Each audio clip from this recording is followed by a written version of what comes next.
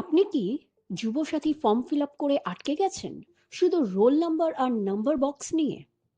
ভুল দিলে আপনার ফর্ম কিন্তু রিজেক্ট হতে পারে। এই ভিডিওটা শেষ পর্যন্ত দেখুন, আজই আপনার ফর্ম সঠিকভাবে সাবমিট হবে। হ্যালো ফ্রেন্ডস, আমি Sutapa and welcome back to my channel upbringing with Sutapa. আজকের ভিডিওটা খুব ইম্পর্ট্যান্ট। যাদের যুবসাথীর অনলাইন ফর্ম ফিল আপ করতে গিয়ে রোল অ্যান্ড নাম্বার নিয়ে কনফিউশন হচ্ছে, তাদের জন্য। আপনার সবার প্রথমে আপনাকে লিখতে হবে গুগল ক্রোমে গিয়ে স্বনির্ভর বাংলা। স্বনির্ভর বাংলা লেখার পর এন্টার দাবালে আপনার সবার প্রথম যে অপশনটা আসবে government of West Bengal log in portal, আপনাকে ওখানে ক্লিক করতে হবে। ওই লিঙ্কটিতে আপনি যখন ক্লিক করবেন আপনাকে রিডিরেক্ট করবে এই পেজটি, গভর্নমেন্ট অফ ওয়েস্ট বেঙ্গল। আপনি স্ক্রল করে নিচের দিকে আসবেন, ব্যাক টু ল্যান্ডিং পেজ। দেখুন এই লেখাটা যে এখানে থাকবে ওখানে ক্লিক করবেন। ক্লিক করলে এই পেজটি আসবে। এখানে বাংলার যুবসাথী পাশেই দেখুন click to apply yellow colour বক্সের মধ্যে অপশন লেখা আছে, ওখানে আপনাকে ক্লিক করতে হবে। ক্লিক করার পরে আপনাকে রিডিরেক্ট করবে নেক্সট পেজে, যেখানে আপনি অ্যাপ্লাই অনলাইন বলে রেড কালারের এই অপশনটা পাবেন। ওখানে আপনি যখন ক্লিক করবেন আপনাকে রিডিরেক্ট করবে অ্যাপ্লিক্যান্ট লগ ইন পেজে। ওখানে আপনাকে মোবাইল নাম্বারটা এন্টার করতে হবে, যে সলভটা থাকবে ওটা ক্যাপচাতে এন্টার করতে হবে, gate OTP or secret pin. আপনি যখনই ওখানে ক্লিক করবেন তখনই আপনাকে নেক্সট পেজ আমাদের ফর্মটা রিডিরেক্ট করবে। এবারে ফর্মটা আপনাকে ফিল আপ করতে হবে, মোবাইল নাম্বারটা অলরেডি বাই ডিফল্ট দেওয়া থাকবে, আধার নাম্বার আপনাকে টাইপ করতে হবে।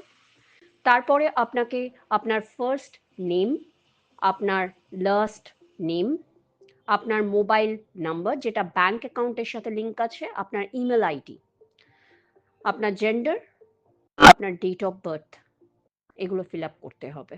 তারপর নিচের দিকে স্ক্রল করে আপনার ফাদার্স নেম, মাদার্স নেম, আপনি যদি বিবাহিত হন আপনার স্ত্রী বা হাজব্যান্ডের নাম ওখানে লিখতে হবে। আপনার ক্যাটেগরি তারপরে আপনাকে সিলেক্ট করতে হবে। আপনি যদি জেনারেল হন জেনারেল, এসসি এসটি বা ওবিসি হলে আপনি সেই মতন অপশন সিলেক্ট করবেন। আমি আপনাদেরকে দেখানোর জন্য এসসি অপশনটা সিলেক্ট করলাম। সিলেক্ট করার পর ওখানে সার্টিফিকেট নাম্বারটা চাইবে, ওটা আপনার ফিল আপ করতে হবে। Same goes for ST, OBC. এরপরে আপনার ম্যারিটাল স্টেটাস যেটা আছে, আনম্যারিড, ম্যারিড, সেপারেটেড, উইডো, যেটাই আছে আপনাকে সেটা অপশনটা সিলেক্ট করতে হবে। তারপরে আন্ডার কন্ট্যাক্ট ডিটেলসের আন্ডারে আপনার house number or premises number আপনাকে সিলেক্ট করতে হবে বা লিখতে হবে, আপনাকে লিখতে হবে। তারপরে ভিলেজ, টাউন অর সিটির নাম লিখতে হবে, পোস্ট অফিসের নাম লিখতে হবে। এবারে আপনি যদি আপনার মানে পঞ্চায়েতের এলাকায় যদি আপনি হন তাহলে আপনাকে ব্লক সিলেক্ট করতে হবে, আর যদি কর্পোরেশন এলাকার হন তাহলে আপনাকে মিউনিসিপ্যাল কর্পোরেশন সিলেক্ট করতে হবে। তারপরে মিউনিসিপ্যাল কর্পোরেশনের ওখানে আপনার যে ড্রপ ডাউনটা আসবে সেটা সিলেক্ট করে পিনকোড নাম্বার লিখতে হবে। এরপরে আসছি বোর্ড। বোর্ডের ক্ষেত্রে আইসিএসই, সিবিএসই যেই বোর্ডই হন না কেন আপনাকে সেটা সিলেক্ট করতে হবে, বা ডাব্লিউবিসিএসই যেই বোর্ডই হন না কেন। এরপরে আসছে রোল আর নাম্বার। আইসিএসির ক্ষেত্রে আপনি রোল নাম্বারটা রোলের জায়গাটাই লিখবেন, নাম্বারের জায়গাটা ব্ল্যাঙ্ক রাখবেন। আর সিবিএসইর ক্ষেত্রে আপনি যেটা করবেন সেটা হচ্ছে রোলের জায়গায় আপনার স্কুলের একটা নাম্বার থাকে সেই নাম্বারটা আপনি পুট করবেন, আর নাম্বারের জায়গায় রোল নাম্বারটা লিখবেন।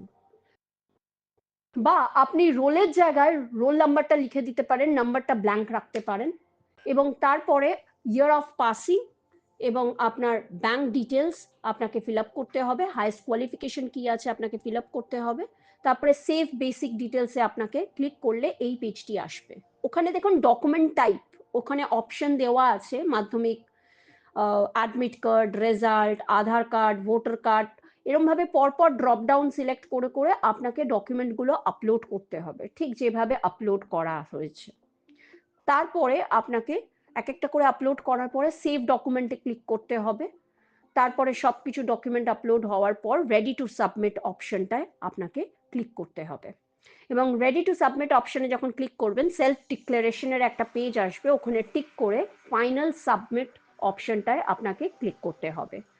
ফাইনাল সাবমিটে ক্লিক করার পর ওকে ক্লিক করতে হবে, এবং ওকে আপনি যখন ক্লিক করবেন তখন আপনাকে রিডিরেক্ট করবে যে আপনার ফর্মটা সাকসেসফুলি ফিল আপ হয়ে গেছে এবং আপনি যে ফিল আপ হয়েছে তার দরুন একটি অ্যাপ্লিকেশন আইডি পাবেন।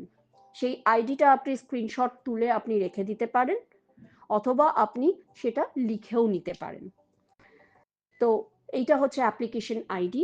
এবারে আপনি অ্যাপ্লিকেশন ফর্মটায় যদি আপনি ক্লিক করেন, অটোমেটিক্যালি একটা ফর্ম ডাউনলোড হবে, মানে আপনি যে ফর্মটা ফিল আপ করেছেন সেটা পুরো ডাউনলোড হয়ে যাবে, সেটাকে আপনি সেভ করে রেখে দিতে পারেন।